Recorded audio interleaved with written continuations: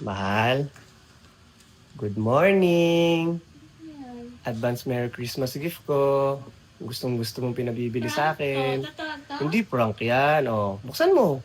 Pinalagyan ko na ng case yan, tsaka tempered glass. Oo, Sakit ka? sa'yo yan. O, diba? Happy ka? Ba't bukas mo? Pinalagyan ko na nga ng case saka tempered. O, diba? Oh, okay na? Akin to. Sa'yo yan.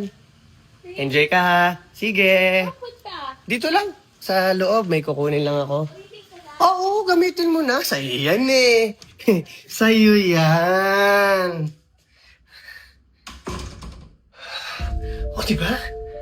Akala mo kung sino makapagpabili. Matagal niya sa akin pinabibili yan. Ano tingin sa iPhone 17 Pro Max? Mura? Eh, kalilipat lang namin. Tignan mo yung wardrobe namin. Wala pa mga copy nito. Ano tingin sa akin? Nagtatapon ng pera? Napapuwit ako katrabaho. Ganun-ganun lang pabili? Hindi niyo alam na deserve ng mga asawa ng misis. Aba, siyempre. Ano ka ba?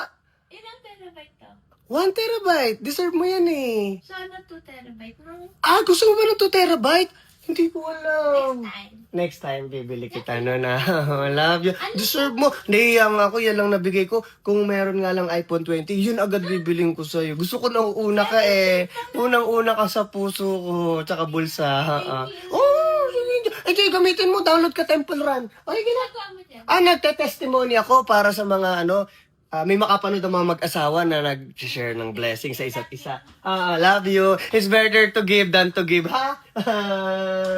Di ba napaka-demanding? Gusto pa ng 2 terabyte? Magkano yun? Umabot ng 100,000 yun eh. Yun ang mga abusong asawa. Sa mga nakakapanood nito, matuto kayo ha? Matuto kayo.